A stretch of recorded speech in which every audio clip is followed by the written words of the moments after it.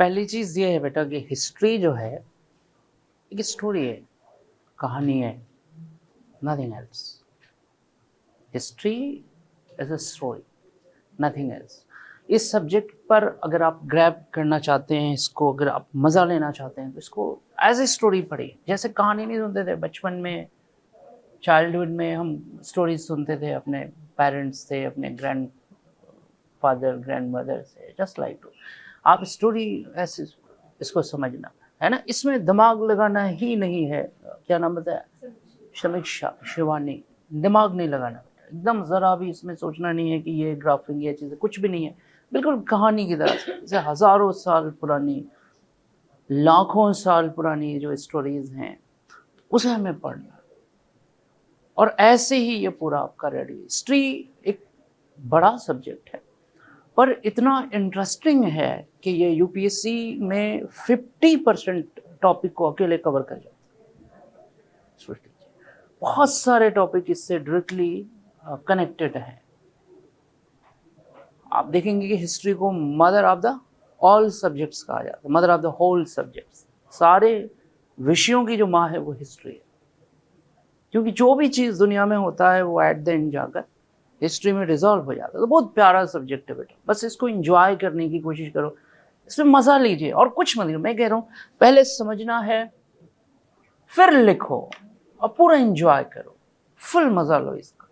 बहुत प्यारा सब्जेक्ट है, ब्लेसिंग टू द वर्ल्ड, है कि नहीं? और मेरी क्लास में तो यही होगा। मेरी क्लास में तो मैं चाहता हूँ कि आप हंसिए, बोलिए, आप बात करिए हमसे, है ना। ऐसे पढ़ेंगे हम लोग, मतलब बिल्कुल बर्डन की तरह नहीं, ऐसा नहीं, एकदम। और मालिक की दया से मैं चाहता हूँ कि जो कुछ भी आप पढ़ें वो आपको दिखना चाहिए। आपने कभी सुना है? दिखना चाहिए वो चीज़, इसको पिक्चराइजेशन कहते हैं।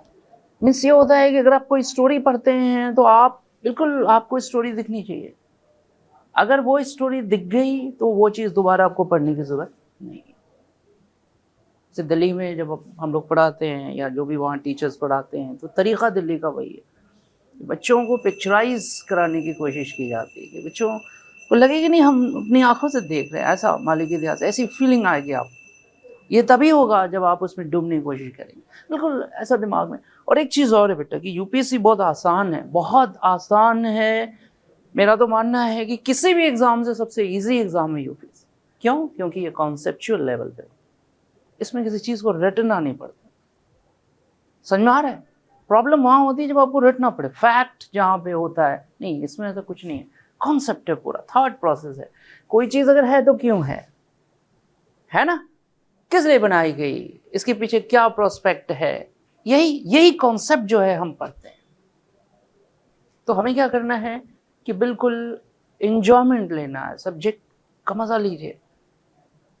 सोचिए कि आईवीसी जो हजारों साल पहले भारत में हुई थी, आईवीसी मतलब Indus valley civilisation, thousands years ago Bharat में ये हुई थी। फिर लोग कैसे होंगे? कहा जाता है कि आज 18th सेंचुरी तक वर्ल्ड जो है उस लेवल को टच नहीं कर पाया जिस लेवल को तकरीबन आज से 5000 साल पहले जो आईवीसी है उसने टच किया। 5000 ईयर्स एगो पहले ये लोग हुए थे और इन्होंने वो काम कर दिखाया जो 18th सेंचुरी में भी लोग दुनिया नहीं कर पाई।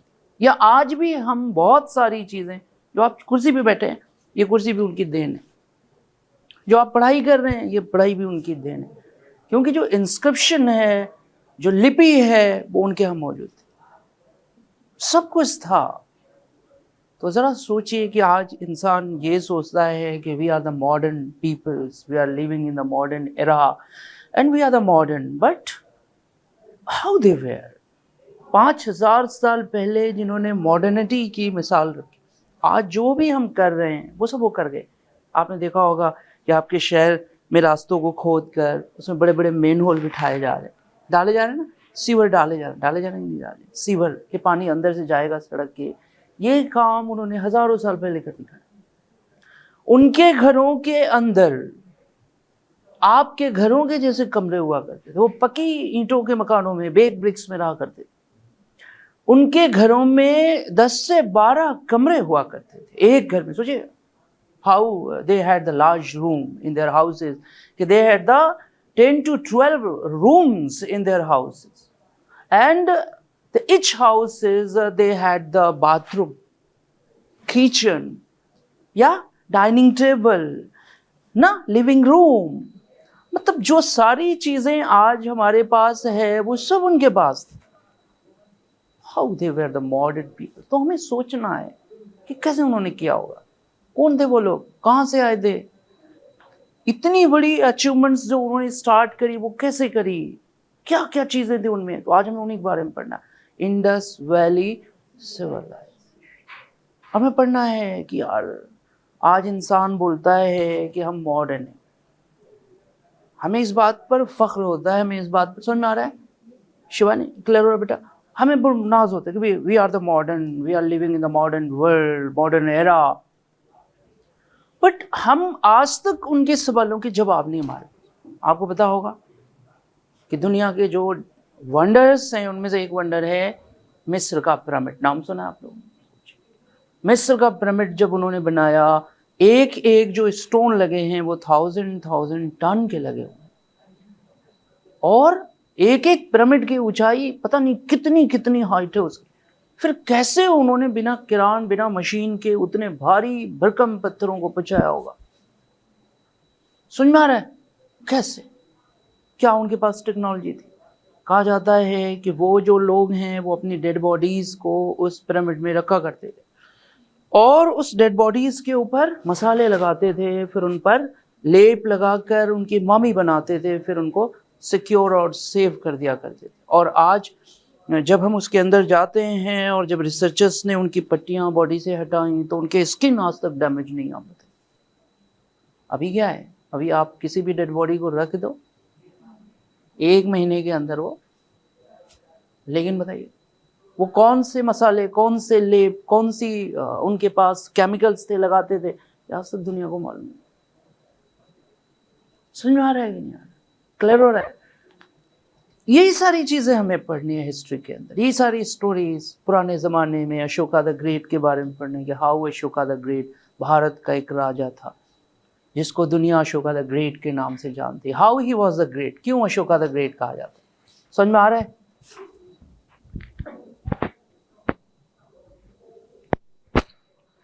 आप तो बोले थे माइक होगी, भाई माइक कहाँ है भाई? माइक कहाँ है? ये वाली? ये माइक होगी, ये तो रिकॉर्डर है। इन्होंने खूब बेवकूफ़ बनाया हमको। बार बोले मैं खुश हो गया तो भाई बिना माइक के मैं बोल नहीं पाता, मुझे मज़ा नहीं आता। माइक ज़रूरी होता है, चाहे क्लास भरी हो ना भरी हो, उसका मैटर नहीं, पर आदमी को वेपन्स चाहिए ना बैटल फील्ड में। मैंने कहा कि इन्होंने कहा कि माइक है, बस ये माइक है, रिकॉर्डर को माइक बोला। यार क्या मजाक किया मेरे साथ। बहरकैफ एक चीज़ और है बेटा कि जैसा कि आप लोगों को लगता होगा, मैं उसी जगह से आ रहा हूँ, करोल बाग से आ रहा हूँ, जहाँ पे यूपीएससी बच्चे टॉप करते हैं। 1 से लेके 100 तक के टॉपर्स वहाँ पे रहते हैं, उन्होंने टॉप किया। मैंने उन्हें देखा है, मैं उनके बीच रहा हूँ। वो बिल्कुल आपसे अलग नहीं होते। आपकी एज के बच्चों ने, इशिता किशोरी की उम्र बहुत कम थी जिन्होंने टॉप किया था आईएएस को। टीना डॉबी फर्स्ट अटेम्प्ट में आईएएस टॉप किया, बहुत कम एज में किया। कैसे कर लिया? कि ऐसा है कि वो कोई एक्स्ट्रा ऑर्डिनरी हो या किसी दूसरे प्लेनेट से आए हों, ऐसा नहीं बेटा, बहुत ही नॉर्मल बच्चे होते हैं। बस रीज़न ये है कि what are you doing there, what are you doing. मैंने एक चीज़ कहा शुरू में आके, बिल्कुल कुछ नहीं करना आपको मेरे साथ, आप स्टोरी में मेरे साथ कनेक्ट हो बेटा, connect with the story. History is a story, nothing else. तो मेरे साथ आपको चलना होगा उस दुनिया में जहाँ पर ये चीज़ हुआ है। अब आप घबरा मत जाना कि सर वहाँ लेके जाएंगे। हाँ, 5000 साल पहले हमें चलना है, और ब्लेसिंग टू द गॉड हमें अपनी आंखों से देखना है कि वो लोग कैसे थे, कैसे कपड़े पहनते थे, कैसे चलते थे, कैसे खाते थे। ये फीलिंग आ गई तो आपको आईबीसी का कोई भी question blessing to the god बाहर नहीं जाना है, सारा क्वेश्चन इसमें से है। पर क्या कितना रटोगे? रट ही नहीं पाएंगे आप, हिस्ट्री तो रट ही नहीं पाएंगे। तो क्या इसका तरीका है कि वे ऑफ द फन, है ना, स्टोरी फॉर्मेट, कहानी की तरह से हमें पढ़ना है कि नहीं? पर उसका तरीका ये है कि अगर आप देखेंगे, इसको पलटेंगे, तो आप इसको रखिए, इसको नीचे रखिए, नोट्स बाद में देखना, घर देखना, अभी हम कहानी में जाए। ये सब आपको तब मज़ा आएगा जब आप स्टोरी एक बार समझ जाएंगे, तो आपको पढ़ने में मज़ा आएगा। बोलो, आ रहा बेटा समझ में? तो क्या रीज़न है यार कि इजिप्ट, मिस्र के पिरामिड्स में लाशें आज भी सिक्योर हैं? श्रापित भी माना जाता है। कहा जाता था पुराने ज़माने में कि इजिप्ट के पिरामिड में जो जाता था अभी लौट के नहीं आया, वो श्रापित माना है। हालांकि ये एक अलग चीज़ है, अलग विश्वास है, लोगों का मिथ है या जो भी चीज़ें हैं। तो तनखामिन के मकबरे में जितने भी लोग गए रिसर्च करने के लिए, 16 लोगों की टीम गई, 16 अलग अलग जगह पे मरे पाए गए थे। तो ये भी चीज़ें क्या है उसके अंदर, क्या चीज़ है, समझ में आ रहा है। तो हमें स्टोरी के फॉर्मेट में चलना है। तो चला जाए फिर उस दुनिया में। आप तैयार हैं? आज से 5000 साल पहले एक ऐसी दुनिया थी जहां हमारे और आपके जैसे लोग थे, and they were very smart like to us. हमसे और आपसे कहीं ज़्यादा स्मार्ट। यू कांट बिलीव दैट कि आज मॉडर्न कल्चर है। आप कभी दिल्ली गए हैं? आप लोग कभी गए हैं? जाना पड़ेगा ना, दिल्ली तो जाना ही है। यूपीएससी का क्यों जाएंगे? इंटरव्यू के लिए जाएंगे, यहाँ से मेंस क्वालिफाई करके इंटरव्यू के लिए जाएंगे। तो आप ही की तरह बच्चे स्मार्ट, आप यू आर वेरी स्मार्ट। मुझे बहुत अच्छा लगा क्लास में आने के बाद, मुझे दिल्ली जैसी फीलिंग आ रही है आपकी। बच्चे जैसे वहाँ स्मार्ट है। स्मार्ट बनना है बेटा, स्मार्ट बनना है उनकी तरह जैसे वो रहते हैं। आप बिल्कुल स्मार्ट रहो, ऐसा लगना चाहिए कि आप यूपीएससी का एस्पिरेंट, क्योंकि ये फील्ड औरों से बिल्कुल अलग।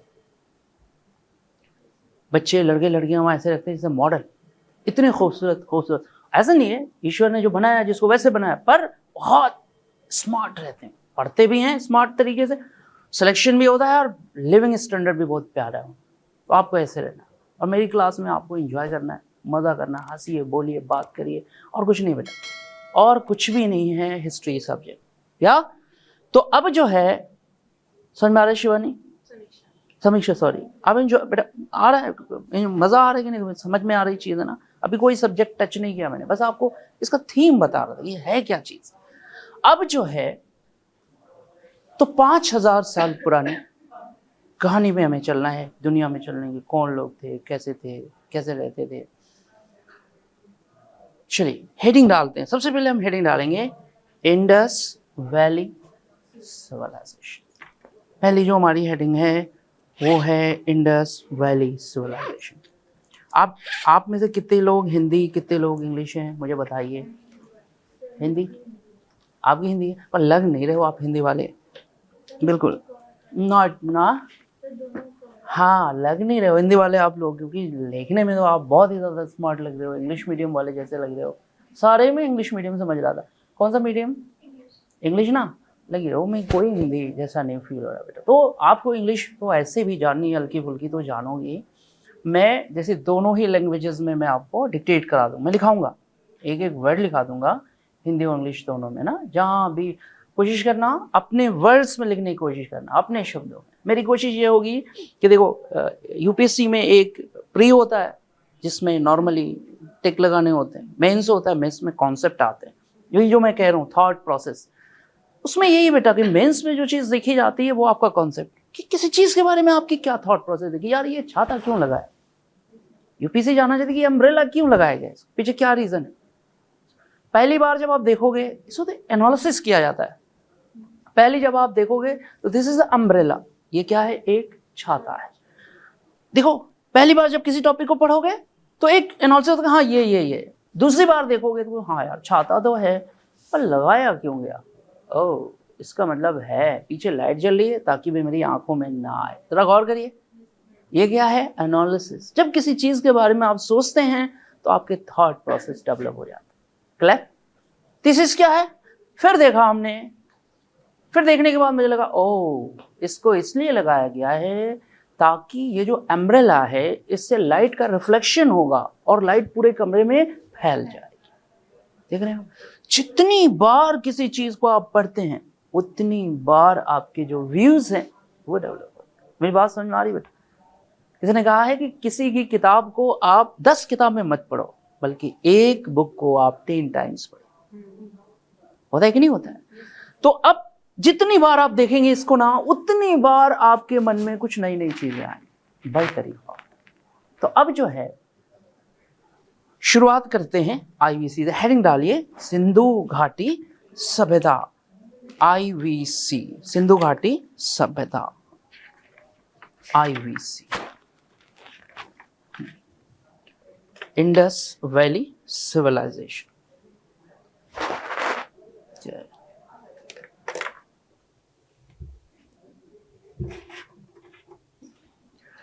ठीक है, इंडस वैली सिविलाइजेशन, ठीक है।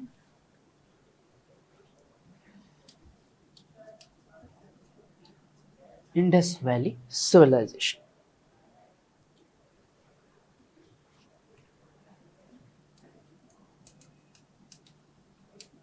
Indus valley civilisation.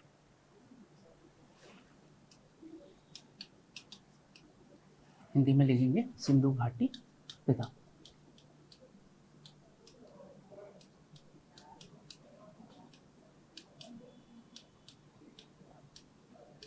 सिंधु घाटी की सभ्यता, ठीक है। पहली चीज ये है, तकरीबन आज से 5000 साल पुरानी। इसका डेट क्या है? एक्चुअली में इसके डेट पर बड़ा डिबेट, कोई कुछ पर अपन एकदम फाइन डेट उठाते हैं।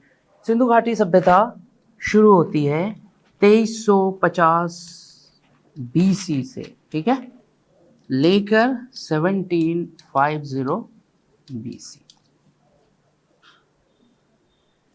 मतलब ये इसका शुरुआत नहीं बेटा, ये इसका यंग एज है।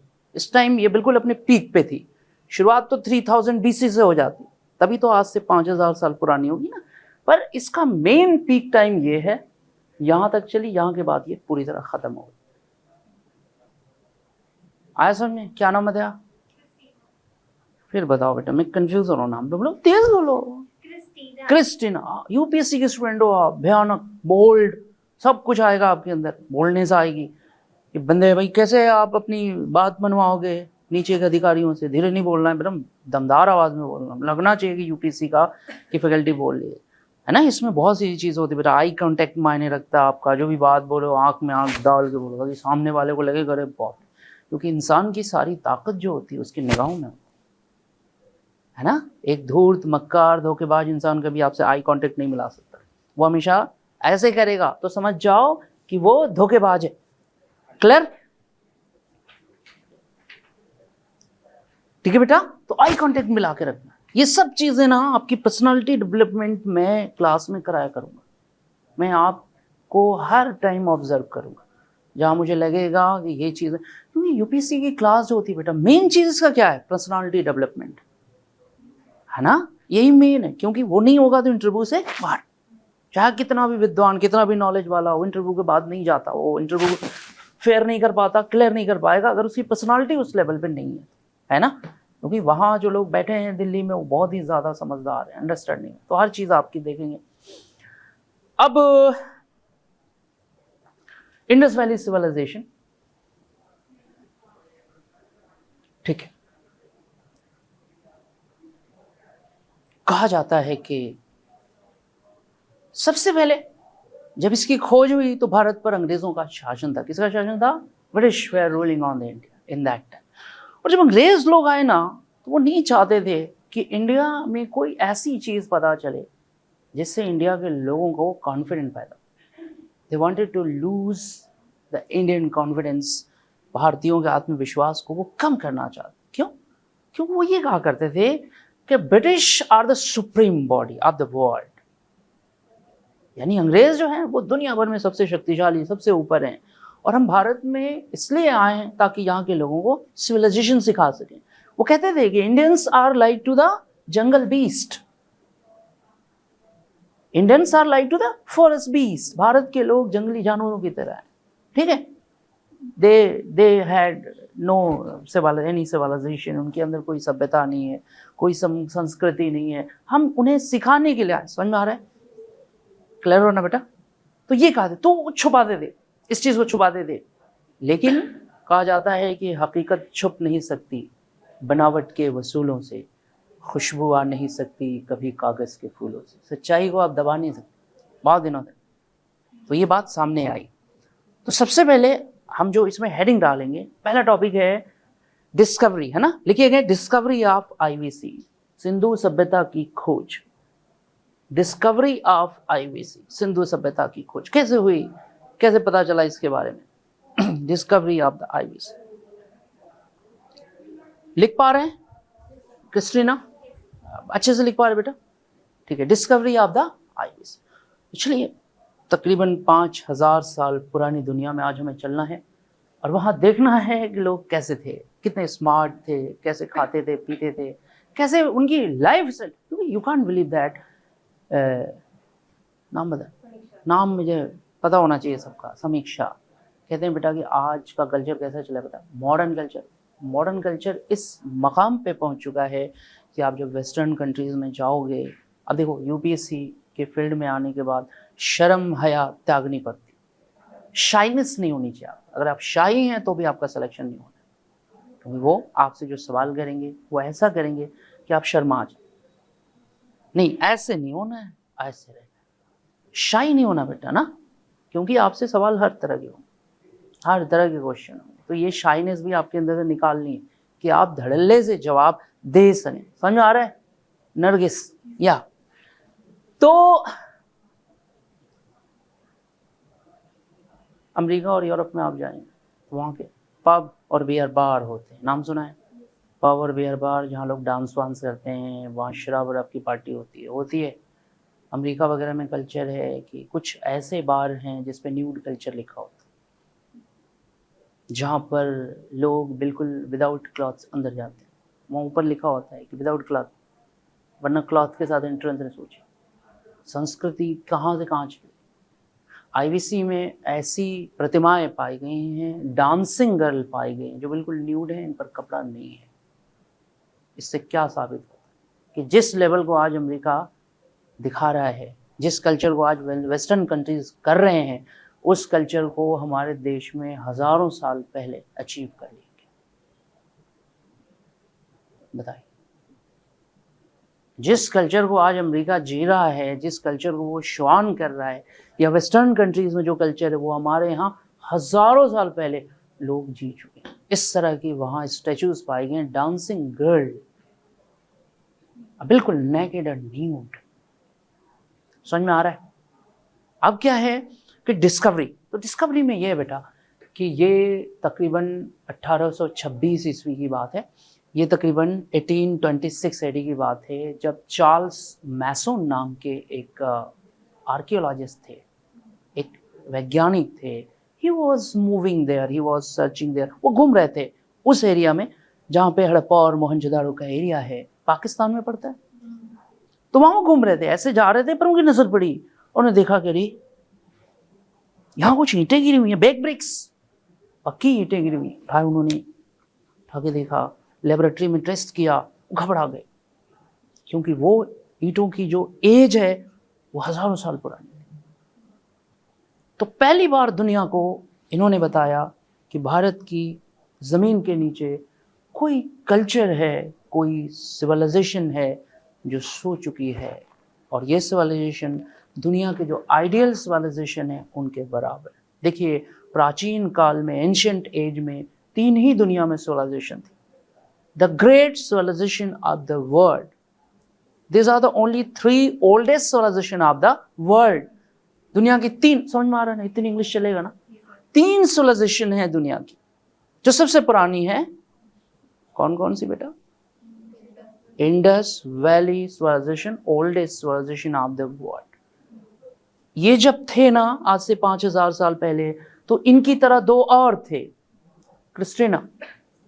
दूसरे थे मेसोपोटामियन सिविलाइजेशन, मेसोपोटामिया की सभ्यता। समझ में आ रहा है? ये कहां पे थी? इराक। इराक एक कंट्री है जहां की राजधानी बगदाद, नाम सुना है कभी? इराक अरब कंट्रीज में इसको काउंट किया जाता है, खाड़ी देशों में। तीसरी सिविलाइजेशन का नाम बताइए जिसके बारे में मैंने जिक्र किया, इजिप्टियन सिविलाइजेशन, मिस्र की सभ्यता, जहां के राजाओं को फराओ कहा जाता था, जहां पर राजा लोग अपने घर वालों के लिए कब्रें बनवाते थे जिन्हें पिरामिड्स के नाम से जाना जाता है।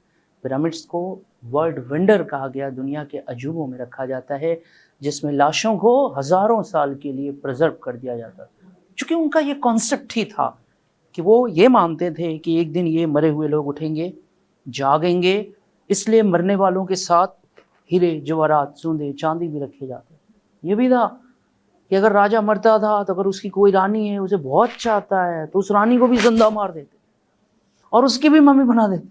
मम्मी समझ रहे ना? लाश को कोई नौकर है, उसको बहुत चाहता, उसकी भी शामत आ जाती, वो नौकर को भी जिंदा मार देते। सोचिए जरा, समझ में आ रहा है? फिर उसकी डॉगी है, कोई डॉगी है जिसको बहुत लाइक करता है, खिलाता है, उस डॉगी को भी जिंदा मार के उसके बगल में, क्योंकि अभी नहीं करते बेटा, अब खत्म हो गया। ये हजारों साल पुरानी कहानी है कि ये जब राजा उठेगा तो ये गोल्ड्स, डायमंड्स, सिल्वर को यूज करेगा, ये अपने सर्वेंट को इस्तेमाल करेगा, क्वींस के साथ रहेगा। ये उनका एक कॉन्सेप्ट था, है ना? It was a religious concept of the Egyptian Kings. They call the pharaoh. मिस्र के राजाओं को फराओ कहा जाता है। आ रहा है समझ में? अभी हम लोग घूमे, देखिए आज पहली क्लास, तो आज पहली क्लास में अपन कनेक्ट कर रहे हैं एक दूसरे को जानने की कोशिश करेंगे, चीज़ों को जानेंगे, है ना? अभी बहुत ज़्यादा नहीं, नॉर्मल चीज़ों को टच कर रहे हैं, क्योंकि ना मैं चाहता हूँ कि आपको मज़ा आए पढ़ने, इंजॉयमेंट हो एक स्टोरी के फॉर्मेट में। और अगर आपने हमारा साथ दिया तो बिल्कुल मैं वैसे, क्योंकि डिपेंड करता है कि बच्चे क्या चाहते हैं। अगर आप हमारे साथ हैं, हमारे साथ एंजॉय कर रहे हैं, तो फिर मज़ा आएगा पढ़ने में। क्योंकि मैं बोरिंग चीज़ें बिल्कुल पसंद नहीं करता, मुझे मज़ा नहीं आता अगर, तो मैं नहीं करता उस चीज़ को। किसी ने लिखा है कि खामोश मिजाजी तुम्हें जीने नहीं देगी, इस दौर में जीना है तो कोहराम मचा, है ना? तो बेटा याद रखना, ये वो फील्ड है जिस फील्ड में जाने के बाद आपकी पूरी नस्लें बदल जाएंगी। लेकिन इसमें क्या मांगता है बेटा? Dedication. Dedication is must for your success. और डेडिकेशन कैसा होता है कि कभी जहन में, दिमाग में अगर कुछ और चल रहा हो तो हटाओ उसको, दिमाग में रहोगे हमें यूपीएससी क्रैक करना। तो देखो, किसी ने लिखा है कि लोग जन्नत तो देखना चाहते हैं, स्वर्ग देखना चाहते हैं, पर कोई मरना नहीं चाहता, है ना? कहते हैं ना कि no risk no game, no gain without pain. जिंदगी में अगर रिस्क नहीं लिया तो कोई बड़ा खेल नहीं खेल पाए। तो रिस्क क्या है? यही है कि यूपीएससी अपने आप में बहुत बड़ा फील्ड है। तो अगर आपके मन में कुछ भी, कोई भी, पहली चीज तो ये बेटा कि कोई भी नेगेटिव पावर से मिलना नहीं है, कोई भी नेगेटिव शक्ति से नहीं मिलना है जो आपको मिसगाइड करे। क्योंकि आप यहाँ यूपीएससी के मटेरियल हैं तभी आए हैं, आप ऐसे नहीं आए, आपके मन में है, दिल में है, तभी तो आप आए हैं। और जैसे ही कोई नेगेटिव नर्वस आदमी से मिलोगे, आपसे कहेगा अरे बीएड कर लो, टीजीटी कर लो, पीजी नहीं, अगर उसमें गए तो फिर ये कभी नहीं होता। मैंने कहा ना कि no risk no gain without. और सच में मानो, जिस एज में आप लोग आए हो ना, अगर दिल से कर दो बेटा, पहला से दूसरा अटेम्प्ट आपका काम। मैंने दिल्ली में अपनी आंखों से देखा है कि सबसे कम एज के बच्चों का सिलेक्शन सबसे ज़्यादा होता है। रीज़न, पूरी शक्ति से वो काम करते हैं। और जिसकी एज वो ज़्यादा होगी उसके मन में तमाम तरह के ख्याल आ रहे हैं, तमाम तरह की बातें हैं, गर्लफ्रेंड, बॉयफ्रेंड, तमाम चीज़ें आ रही हैं उनके मन में। समझो अब बातों को, किसी की शादी हो गई है, किसी के बाल झड़ गए हैं, कहने का मतलब ये सब चीज़ें, यही परफेक्ट एज है। और जिस दिन आप सेलेक्ट हो गए, जिस दिन जहाँ से आप खड़े होंगे लाइन वहाँ से बनेगी, याद रखिएगा। लोग आपको फॉलो करेंगे, आपकी मिसालें दी जाएंगी, आपका एग्जाम्पल दिया जाएगा फलाना। और बेटा ये हो सकता है रायपुर से, आप लोग चाहो तो, लेकिन मैं जैसा कह रहा हूँ वैसा करना है। Enjoy your study, enjoy your subject. इसको बर्डन नहीं बनाना है कि यार बाप रे ये है, आईएएस है, ये है, वह कुछ। मैं वहीं से आ रहा हूँ, उसी जगह से मैं आ रहा हूँ, मैंने अपनी आंखों से देखा है। आपसे आपकी एज के बच्चे सेलेक्ट हो, यकीन नहीं करेंगे। और ये बड़े बड़े पुराने जो बूढ़े लोग हैं वो रह जाते, उनका नहीं होता। तो अब ये जो चार्ल्स मैसन थे, ये घूम रहे थे उसी एरिया में, हड़प्पा, मोहनजोदाड़ो, जहाँ पे पाकिस्तान के एरिया में। उन्होंने देखा, कुछ ब्रिक्स पाए, कुछ हड्डियों के निशान पाए गए, वो सब उठा के ले गए। क्योंकि रिसर्चर हैं, रिसर्च करने वाले तो घबराते नहीं, ले गए लेबोरेटरी में टेस्ट किया तो घबरा गए कि बाप रे बाप, आज से 5000 साल पहले ये तो कोई सिविलाइजेशन थी जो इसके दबी हुई है। तो क्वेश्चन क्या आएगा प्रीलिम में कि आईवीसी के बारे में पहला आदमी कौन था जिसने बताया था? His name was the Charles Mason. He discovered the IVC in 1826 AD. बताइए, इजी लगा कि नहीं लगा? स्टोरी में अगर फैक्ट फिट हो गया तो कभी भूलेगा नहीं, लेकिन अगर आप उसको रटेंगे तो कभी आपको ये लर्न नहीं होगा। जैसे कैसे होता है, एक सिंपल सी चीज देखो, जैसे आपके पास ये एक डलिया है ना, ये आपके पास एक डलिया है, जरा गौर से देखो, ये आपके पास फल हैं, आपने डलिया में फल सजा दिया। देखिए, ध्यान से देखिए मेरी चीज को। अब प्रॉब्लम क्या होती है, इससे होता है बेटा कि ये जो डलिया है ये कॉन्सेप्ट है, क्या है? और ये जो फल है ना, फ्रूट्स है, ये फैक्ट है। तो जिसके पास कॉन्सेप्ट होगा उसी पास फैक्ट होंगे। बताइए, अगर ये डलिया नहीं होती तो ये फ्रूट्स इसमें स्टे करेंगे, बिखर जाएंगे। यही वजह है कि जो बंदे याद करते हैं, रटते हैं, उनको कभी कोई चीज़ याद नहीं। और यूपीएससी में प्री मेंस का अलग कॉन्सेप्ट नहीं है, एक में है। दिल्ली में और जगहों में फ़र्क बस ये है कि दिल्ली में कोई अलग से प्री नहीं पढ़ाता, एक साथ पढ़ाता। प्री का क्वेश्चन क्या आएगा कि who discovered the IVC first time. आपको तुरंत, अगर आपका कॉन्सेप्ट क्लियर है तो याद आएगा सर ने क्या बताया था, वो ईंट वीट उठा रहा था, वो हड्डियां उठा रहा था, ओ चार्ल्स मैसन। कब किया था? 1826 में किया। तो लिख लेंगे कि the first person who discovered the IVC, his name was the Charles Masson in 1826 AD। सबसे पहले इन्होंने रिसर्च किया। और ये कहाँ पे थे, किस जगह पे? तो ये ना हड़प्पा के टीले पे घूम रहे थे, है ना। लिखेंगे कि he discovered the Harappan mound, या he was working there at the Harappan mound, यानी हड़प्पा के टीलों के पास। अच्छा, बड़ा डरते थे माँ, बहुत डरते थे उस टाइम, बहुत डरते थे उस जगह जाने से। उनको लगता था ये भूत प्रेत हैं, यहाँ मरे हुए लोग हैं। क्रिस्टीना, रेडी बेटा? क्लियर हो रहा है? बोलिए, क्लियर हो रहा है बेटा? कोई समीक्षा ना? शिवानी और नरगिस, क्लियर हो रहा है बेटा? कोई प्रॉब्लम नहीं है। अब क्या है कि अब जो है कहा जाता है कि चूंकि अंग्रेज लोग उस टाइम रूलिंग कर रहे थे, ठीक है, अंग्रेजों को पता चला कि यार कोई अंग्रेज ही है, कोई इंग्लिश मैन ही है, उसने आईवीसी पता कर दिया। तुरंत उसको बुलाया गया, कहा गया कि मिस्टर, क्या नाम बताया मैंने उसका? Charles Masson, you are the Englishman, you are the European, what are you doing here? What are you doing here? You are discovering the IVC, you are building the confidence of the Indians, what are you doing here? We are the emperor, we are the owner of the Indian colony, हम यहाँ के मालिक हैं। पागल है क्या अभी तू? क्या कर रहा है? इनका कॉन्फिडेंस बढ़ाएगा। हम इनको बोलते हैं कि we are the trainer and you are the trainee, ठीक है। अब हम ये बताओगे कि 5000 साल पहले ये दुनिया की सबसे पुरानी सिविलाइजेशन यहां पे थी? इडियट, डांटा, फटकारा, भागो यहां से, भगा दिया। और इस स्टोरी को वहीं पे क्लोज करो। लेकिन फिर कुछ वक्त के बाद एक और आर्कियोलॉजिस्ट आते हैं, स्कॉलर आते हैं, जिनका नाम था अलेक्जेंडर कनिंघम। ये 1853 की बात है, जिन्होंने कुछ बर्तन पाए। क्या पाए? कुछ बर्तन पाए इन्होंने, कुछ मुहरें पाई।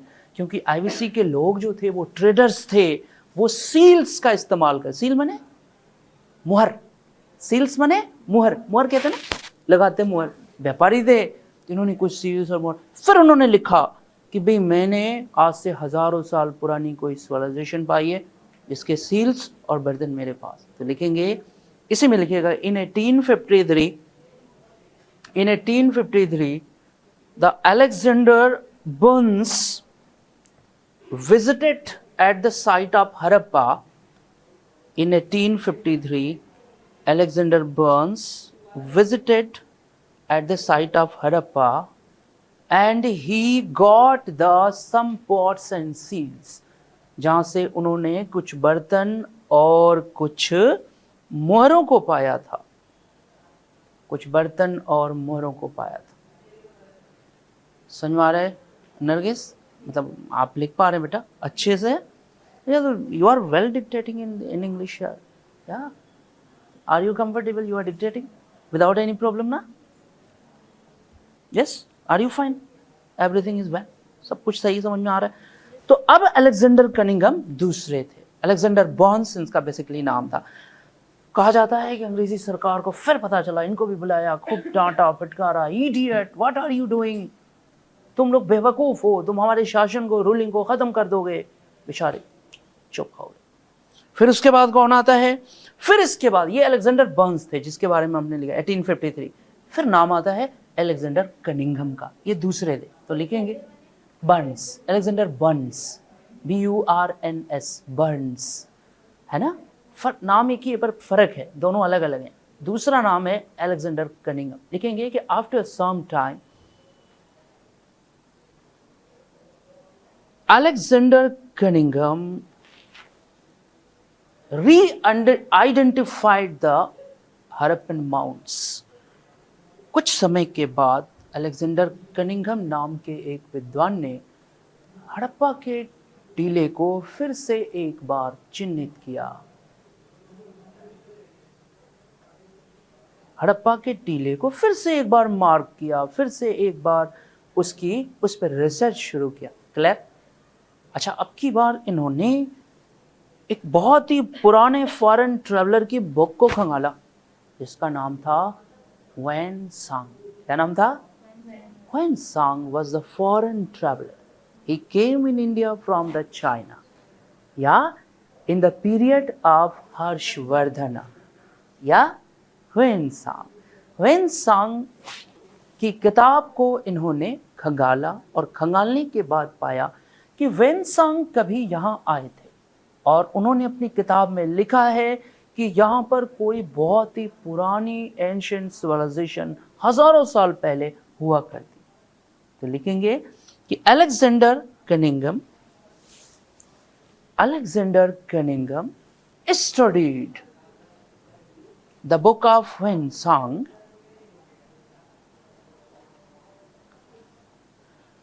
and he marked कि ह्वेन सांग arrived here in ancient time and he mentioned in his book about the IVC। मतलब ह्वेन सांग कभी हड़प्पा आए थे और इन्होंने अपनी किताब में इसके बारे में लिखा है। क्या लिखा है? उन्होंने दो वर्ड लिखा, पोफाटो, PO-FA-TO।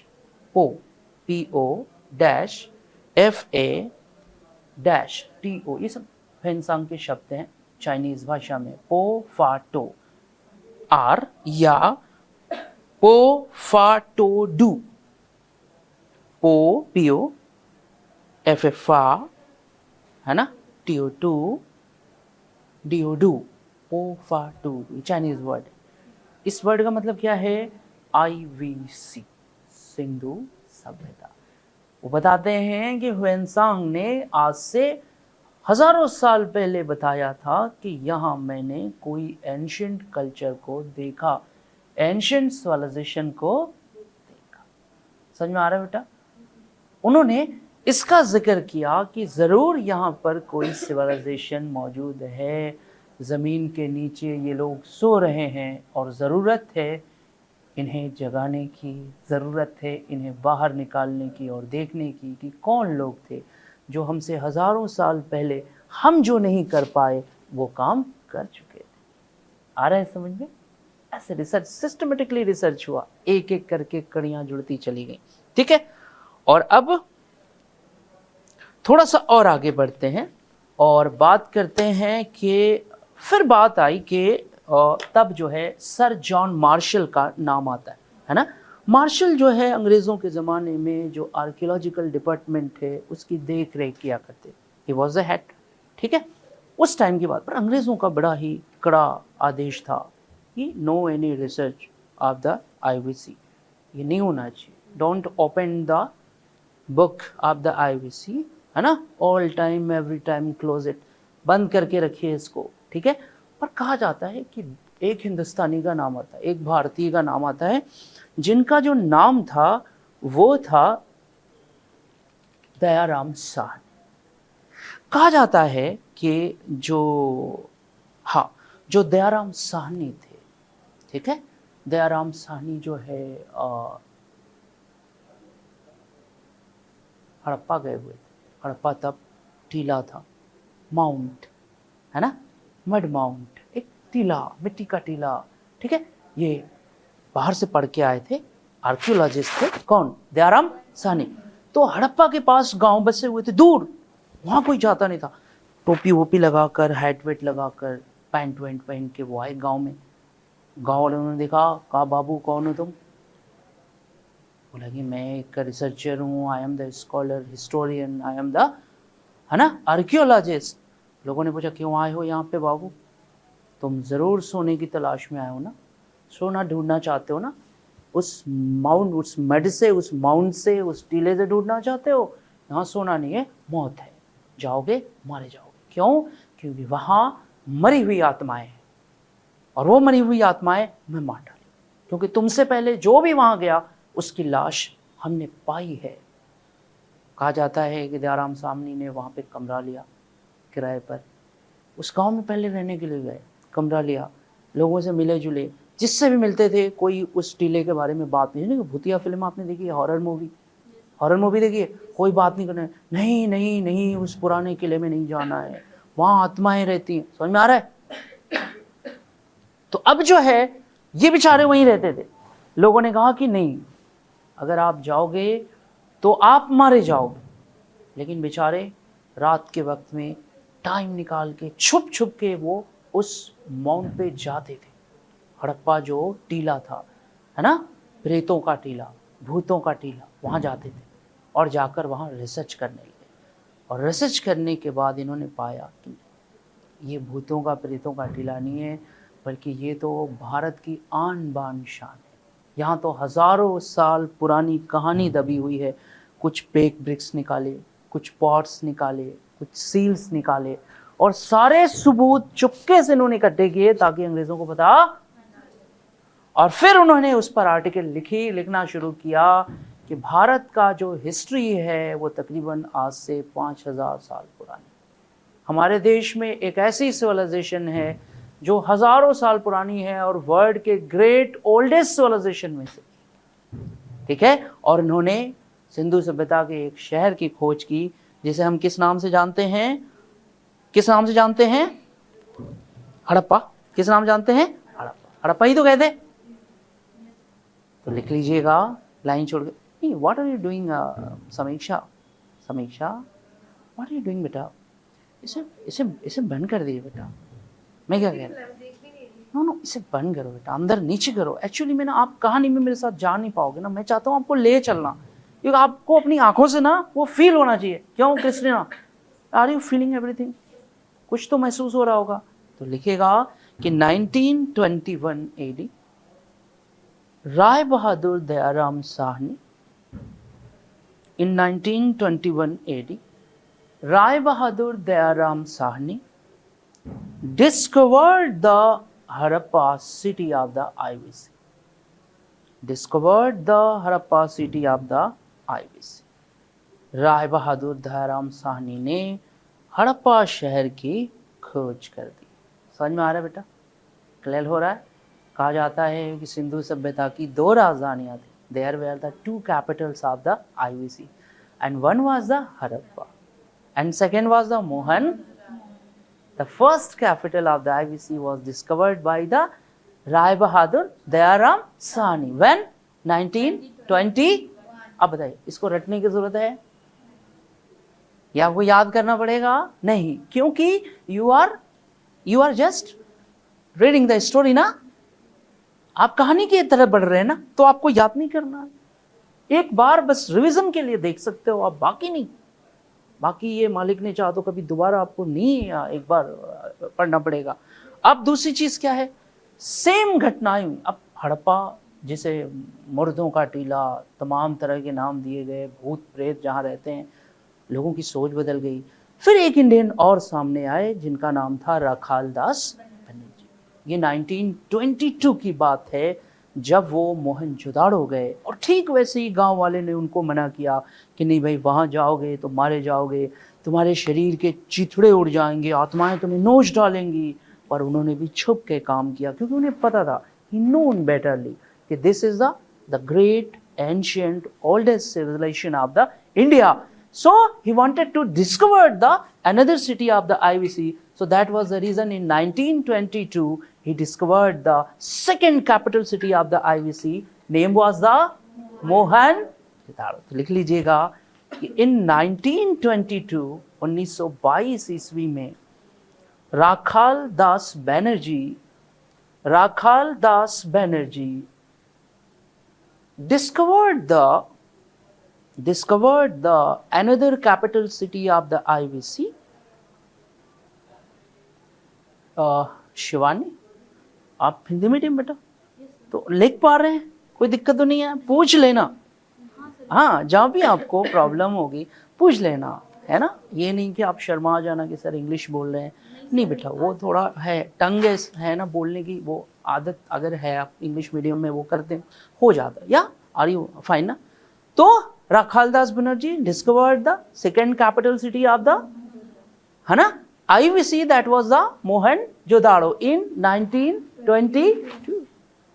यहाँ भी बहुत सारी हड्डियाँ, लाशें, बहुत कुछ मिली हैं इसमें से, उनके खिलौने, उनके बहुत सारी चीज़ें मिली हैं, पर मोहनजोदाड़ो बहुत इंपॉर्टेंट। अब देखिए, 2 शहर खोजे गए ना, there were the 2 capitals founded, है ना, बाय द 2 इंडियन स्कॉलर। अभी दोनों क्या है, हिंदुस्तानी है, एक भी अंग्रेज नहीं था ना, कि उन्होंने रिस्क लिया।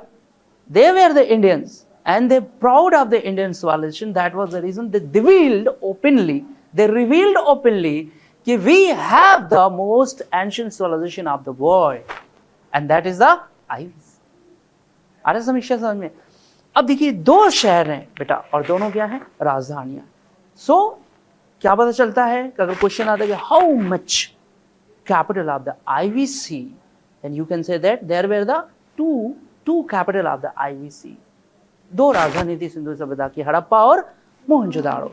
अब जैसे आज देखिए, भारत में देखिए, भारत में 2 राजधानियां, भारत की 2 राजधानियां। और करिए, भारत की पॉलिटिकल कैपिटल क्या है?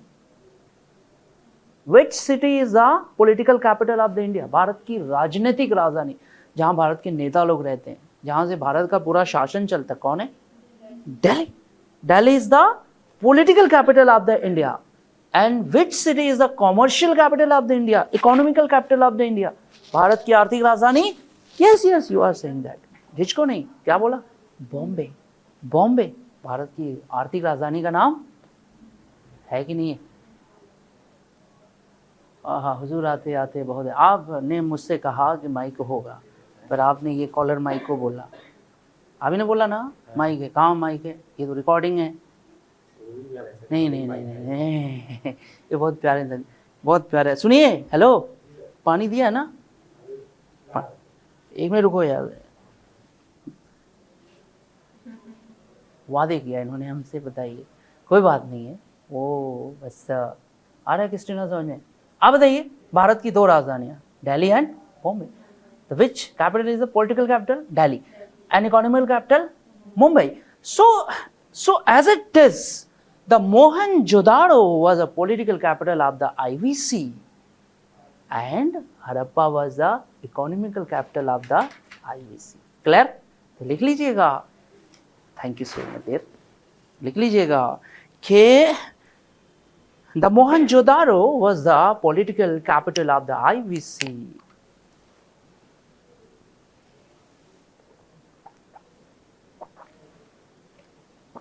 and Harappa was the economical capital of the IVC।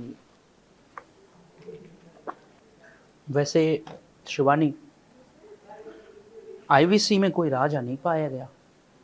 There were no any king founded from the IVC। But ये क्वेश्चन है कि who are the rulers of the IVC and how can they manage the great Indian civilian valley? कैसे वो manage करते थे भाई, जब कोई राजा नहीं था? क्वेश्चन है कि नहीं? बोलिए, इंडस वैली सिविलाइजेशन को कैसे मैनेज कर, ये क्वेश्चन है। दूसरी चीज ये है कि देखिए, मोहनजोदाड़ो जो है, वहां पर रूलिंग बॉडी रहती थी, सिंधु सभ्यता का शासन चलाने वाले लोग वहीं बैठते थे। एक बहुत बड़ा सभागार पाया गया, यानी बहुत बड़ा हॉल पाया गया, रूलिंग हॉल, जहां पर बैठ के IVC का पूरा शासन चलाया जाता था। क्लियर हो रहा है बेटा, समझ में आ रहा है? और जो हड़प्पा है, वहां इकोनॉमिकल एक्टिविटीज थी, वहां से बहुत ज्यादा मात्रा में ग्रेन्स के जो भंडार हैं पाए गए, ग्रेन्स बने अनाज के भंडार, वो ज्यादा पाए गए। मतलब इकोनॉमिकल एक्टिविटी वहां हड़प्पा में होती। क्लियर हो रहा है, समझ में आ रहा है? तो इस तरह से IVC की खोज जो है वो फाइनली हो गई। उसके बाद तो अंग्रेज चाहकर भी इसको दबा नहीं पाए। मैंने कहा ना, हकीकत छुप नहीं सकती बनावट के वसूलों से, खुशबू आ नहीं सकती कभी कागज के फूलों से। क्योंकि जो सच्चाई है उसे आप चाहे जितना भी दबा लीजिए, फाइनली उसे आप दबा नहीं सकते। आप सेमिनार में थे क्या सब लोग? कोई नहीं था सेमिनार में? कमाल है, जो सेमिनार वाले थे वो नहीं दिखाई दी, पर आप आए, कोई नहीं, बहुत अच्छा लगा बेटा। वैसे एक चीज़ है कि जब कोई चीज़ शुरू होती है समीक्षा, तो उसमें धुंध ही धुंध बहुत ज़्यादा होती है बेटा। तो कोई भी चीज़ आप शुरू करोगे ना, तो डाइवर्जन्स बहुत होते हैं, है ना, मिस्टेक्स बहुत होते हैं, पर आखिरी में कुछ देर के बाद जब धूल छटती है तो असली चेहरे सामने आते हैं। जैसे आप, है ना, कि उस वक्त 60 70 80 जितने लोग रहे हों, और ओरिजिनल जो एस्पिरेंट है वो आप दिखाई दिए। 1-2 दिन के बाद मैंने देखा कि नहीं यार, उसमें से जो एस्पिरेंट थे वो तो आप। कोई भी चीज़ शुरू होती है तो उसकी ओरिजिनलिटी नहीं दिखाई देती, याद रखिएगा, वो कुछ समय के बाद दिखाई देती कि नहीं दिखी, है ना। तो अब जो है, खोज तो हो गई, अब थोड़ा और बात करते हैं इसके बारे में कि हाँ, अब बात करते हैं कि चलिए characteristic features of the Harappan sites, यानी city planning of the IVC. Sindhu सभ्यता में नगर नियोजन या सिंधु सभ्यता में शहर कैसे थे, कैसे लोग रहते थे, ये मेन है। इस पर मेंस का क्वेश्चन है ना, कि right the city planning of the IVC. Sindhu सभ्यता में नगर नियोजन कैसा था, ये मेंस का क्वेश्चन है। उसमें 200 से 250 शब्दों में आपको मेंस के आंसर्स लिखने पड़ते, वो सब आपको बताएंगे, है ना। आंसर राइटिंग भी आपकी करवाई जाएगी, उसकी चेकिंग भी होगी, मैं खुद देखूंगा आपके आंसर्स को, है ना बेटा। तो अब जो है वो हेडिंग डालिए, इंग्लिश में डालेंगे characteristic features of the Harappan sites या सिटीज।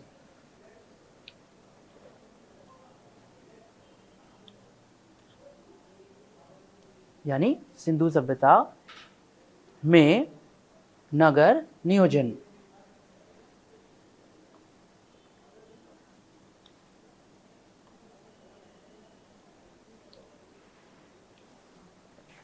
ठीक है, मेंस का पहला क्वेश्चन आपसे टकरा रहा है। ये क्वेश्चन कम से कम 50 बार यूपीएससी ने कंडक्ट किया होगा। मतलब सिंधु सभ्यता का सबसे फेमस क्वेश्चन बताइए, तो वो है सिटी प्लानिंग या characteristic of the Harappan cities. Sindhu सभ्यता के शहर कैसे थे। तो देखो, स्टैंडर्ड बेटा होता है कि जैसे मान लो मैं पहली बार रायपुर आया, तो मैं यहाँ के लोगों के बारे में क्या जानता हूँ दिल्ली से, नहीं जानता। पर रायपुर की रियलिटी क्या है वो मुझे कौन बताएगा, आप बताएं। What is a Raipur. मैं सिर्फ और सिर्फ आपसे मिल के जान सकता हूँ कि रायपुर शहर है कैसा, क्योंकि आप यहाँ के ओरिजिन हैं, है कि नहीं। क्या शॉपिंग मॉल, क्या बड़ी बड़ी ऊंची ऊंची दुकानों को देखकर मैं रायपुर की डिग्निटी समझ जाऊंगा? नहीं, मैं आपको देख के समझूंगा कि रायपुर में कितनी क्षमता है, कैसे लोग बसते हैं। ठीक है, चलें। नगर नियोजन हिंदी में क्या बोलते हैं, नगर नियोजन, इंग्लिश में सिटी प्लानिंग या कैरेक्टरिस्टिक, करेक्ट। चित्रण कहते हैं हिंदी में, इसको कई नाम से जानते हैं, है ना। चरित्र चित्रण कीजिए, नगर कैसे थे, शहर कैसे थे। अब आइए बात करते हैं। तो अब चलिए चला जाए, अब आपको असली ले चलते हैं। आप तैयार हैं? बोलिए। कई बार ऐसा हुआ, मैं एक बार पढ़ा रहा था एक ऑर्गेनाइजेशन में, बच्चे भरे हुए थे क्लास में, और ये देखिए, कोई बात नहीं, इस पे मैं जो चीज़ रख रहा हूँ वो लुढ़क के नीचे आ रही है, तो इसलिए मैं पढ़ा रहा था। क्या हुआ कि मैं बैटल ऑफ द तराइन पढ़ा रहा था। तराइन का ये है ना, तराइन का हरियाणा में पृथ्वीराज चौहान और मोहम्मद गौरी के बीच लड़ा गया, है ना। तो पढ़ा रहे थे उस टॉपिक, बहुत देर तक क्लास चल रही थी, उसमें से एक बच्चा हिला नहीं, तो बाकी सारे तो बच्चे हिल रहे थे, पर एक नहीं हिल रहा था। वो टॉपिक ही ऐसा चल रहा था कि फिर मैं क्या चाहता हूँ, मैं वैसे ही चाहता हूँ। बहुत देर तक नहीं हिला तो मुझे शक हुआ, मैं क्या हुआ, बाकी सब हिल रहे हैं मुस्कुराने पे, एक कहाँ है। तो मैंने बगल वाले लड़के से कहा, भाई ठोकना ज़रा उसको, भाई तो ठोकना तो ठोका ऐसे, तो ऐसे जगह, हाँ। कहा क्या हो गया था तुम्हें? सर मैं तराइन के मैदान में था, मैं अपनी आंखों से घोड़ों को दौड़ते हुए देख रहा था, हाँ तलवारें चल रही थी। हम कहा भाई शुक्र है, ठीक है, और कोई दिक्कत? तो बेटा ये होता है इमेजिनेशन। एक बार अगर आपने अपनी आंखों से फील कर लिया कि कैसे कैसे उन्होंने चार्ल्स मैसोन ने ढूंढा होगा, कैसे दयाराम साहनी ने, है ना, स्टोरी में आ रहा है कि नहीं आ रहा है, आ रहा है ना, स्टोरी में फील आ रहा है, तो कभी भूलेंगे नहीं आप इसको। ऐसे ही पढ़ना है, रटना नहीं। हिस्ट्री के साथ जोर जबरदस्ती करेंगे तो बहुत प्रॉब्लम क्रिएट हो जाती है ना। बहुत प्यारा सब्जेक्ट है और ये 50% यूपीएससी का सिलेबस अकेले कवर कर जाएगा, क्योंकि हर सब्जेक्ट से ये लिंक है, हर विषय से इसके लिंकेज है। पॉलिटी का भी कुछ भाग इसमें आ जाएगा, आएगा कि नहीं आएगा। आईआर उसका भी पार्ट है, वर्ल्ड हिस्ट्री है ना, आईआर ही तो है। एथिक्स का मदर सोर्स तो इसमें आता है, क्योंकि सारी फिलॉसफी इसके अंदर है कि नहीं है, आती। तो अगर इस सब्जेक्ट को आपने कायदे से पकड़ लिया तो you can command the UPSC the 50% syllabus is या करेक्ट। अब चलिए चला जाए तो नगर नियोजन या सिटी प्लान, हेडिंग डाला हम लोगों ने। सिंधु सभ्यता के शहर कैसे, पहली चीज जानिए बेटा, सिंधु सभ्यता के जितने भी शहर पाए गए मैक्सिमम वो सारे के सारे सिटाडेल के अंदर पाए। सिटाडेल माने किला, आदिवासी के लोग किले बनाकर रखा, ऐसे नहीं हमारे आपकी तरह नहीं, ओपनली नहीं, किले बनाकर। How they were civilise in their time, कि they were living under a citadel, not openly. सोचिए आज के ज़माने में कंपेयर करिए, वी आर ओनली कॉपिंग, हम केवल उनकी नकल ही कर रहे हैं। आज कॉलोनी बन रहे कि नहीं बन रहे बेटा। कॉलोनी किसके अंदर होते हैं, एक दीवार के अंदर होते हैं, एक गेट होता है, उस गेट के अंदर कॉलोनी होते हैं। रात के समय ताला बंद होता है कि नहीं होता है, बोलो। वॉचमैन बैठा होता है गेट पे, ठीक है, आपको अंदर जाने नहीं देगा बिना इंफॉर्मेशन के। हाँ किससे मिलना है, हमें फलाना साहब से मिलने है, तुरंत आप फोन में लाएगा, yes sir anybody is asking for you that, है ना, हिज नेम इज फला फला। अब वहां से आप बोलेंगे कि यस यस प्लीज उसे आने दो, तो बोलिए है कि नहीं। ये क्यों किया जा रहा है, फॉर द सिक्योरिटी प्रोस्पेक्ट। आज दिल्ली में कॉलोनीज बन गए, रायपुर में भी कॉलोनीज होंगे, डैम श्योर होंगे। क्यों, why? The 5000 year back they were living under the citadel, and after 5000 years, है ना, we are trying to live under our citadel, under our colony. So it's a similarity or not? बोलिए 5000 साल बाद ही हम copy तो कर रहे हैं उनकी, क्या कर रहे हैं ना। आज वॉचमैन नहीं आने देगा अंदर, उसमें भी वॉचमैन, उसमें कोतवाल बैठता था गेट के पास। हाँ कौन हो, किधर जाना है सर, हमें शहर के अंदर जाना। कहाँ जाना, मोहनजोदाड़ो में जाना है। यू हैव समथिंग, जरा सोचिए। आज गेट कीपर क्या मांगेगा आपसे, चलिए आप अपना आइडेंटिटी कार्ड दिखाइए, कुछ भी हो दिखाइए। वो भी मांगता था आई कार्ड। आज का आई कार्ड आधार, उस टाइम का आई कार्ड मुहर, सील्स होते थे। वो सील्स, आपने मोहनजोदाड़ो मूवी देखी है ऋतिक रोशन की, देखी है, गेट पे रोकता है, सील्स देखी है, क्रिस्टीना नहीं देखी बेटा, ऋतिक रोशन की बहुत अच्छी फिल्म है, हिस्टोरिकल मूवी है कि नहीं है। उसमें देखिएगा, उसमें जल देवी बनी हुई है, एक एक्ट्रेस है, उस टाइम कैसा कॉन्सेप्ट था, थोड़ा सा झलक दी। बहुत सी बातें फेक भी हैं पर बहुत सी बातें लाजवाब। उस फिल्म को बहुत से लोग इसलिए नहीं देखते जिनको हिस्ट्री से लगाव नहीं हो, वो उनको मज़ा नहीं आएगा, पर जो हिस्ट्री लव करते हैं उन्हें मज़ा आएगा। समझ में आ रहा है। अब आज के टाइम में तो क्या लिखेंगे कि IVCs peoples were living under a citadel, लिखेंगे कि आईवीसीज पीपल्स, या फिर शुरू ऐसे करना बेटा, पहले शुरुआत में लिखो कि IVC had the great city plan. Sindhu सभ्यता के लोगों के पास एक महान नगर योजना थी, ऐसे लिखिएगा, they had the great city plan. And in 18th century, 18वीं शताब्दी ईस्वी में, the European countries trying to reach this level. 18वीं शताब्दी में यूरोप के देश भी इस लेवल को पाना चाहते थे।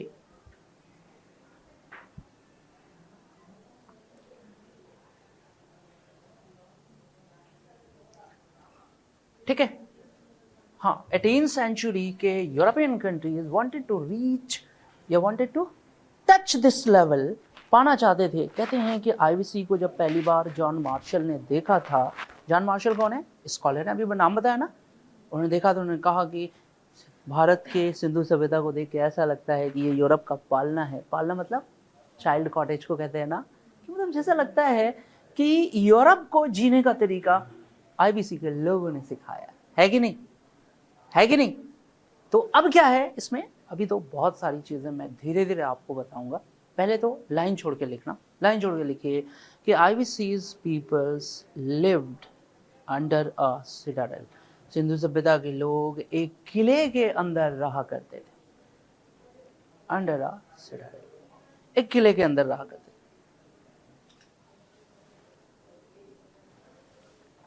ठीक है, और हर किले के बाहर एक सिक्योरिटी गार्ड होता था। Every Citadel had a security guard, जिसे कोतवाल कहा जाता है।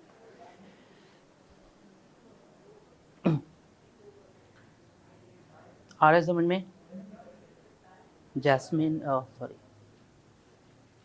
बताया नरगिस, जैस्मिन भी फूल का ही नाम है, मैं भूल गया, नरगिस। तो समीक्षा समझ में आ रहा है बेटा? शिवानी और क्रिस्टीना, फाइन। तो हर किले के बाहर एक कोतवाल होता था। मैंने बताया ना कि आप किले के अंदर जाना चाहते हैं, पर वो आपसे पूछेगा you have any evidence, you have the I card, तुम्हारे पास कुछ है, ठीक है। तो सील्स दिखानी पड़ती थी, मुहर, है ना, मुहर दिखानी पड़ती थी, तब जाके एंट्री मिलती थी। तो हम पहुंच गए हैं आईबीसी के गेट के पास, और हम बात कर रहे हैं किससे? वहाँ के सिक्योरिटी गार्ड से कि we please open the door, I want to enter, मैं एंट्री लेना चाहता हूँ, ठीक है। तो हम उस गेट के बाहर तो खड़े हैं, पर यह है कि मैं चाहता हूँ कि एंट्री कल की जाए। कैसा रहेगा बताइए? क्या बोलिए? आपको टाइम पता चला? नहीं पता चला, अभी लगा होगा हमने कुछ नहीं पढ़ा, अभी तो शुरुआत हुई है ना। लेकिन रिस्ट्रिक्शन आया है सर की तरफ से कि सर अभी आज तो इतने पे रोकिए, है ना, कल से अपन एंट्री करेंगे, अभी शुरुआत हो रही है, अभी कुछ भी नहीं शुरू किया, अभी बस शुरू किया, अभी बस मैं आपसे मिलने आया था, मैं आपसे देखना चाहता था कि आप मुझे कितना कोऑपरेट कर पा रहे हैं, कितना आप इंजॉय कर रहे हैं हिस्ट्री। ये बताइए, स्टोरी से आप कनेक्ट हो गए थे इजीली ना, कोई प्रॉब्लम तो नहीं आई? Okay, thank you. चलो आज इतना ही रहने देते हैं, कल हम लोग इसको आगे बढ़ाएंगे, ठीक है। धीरे धीरे बेटा ना, आहिस्ता आहिस्ता एक एक चीज को हम लोग कवर करेंगे। आज इतना ही रहने दो।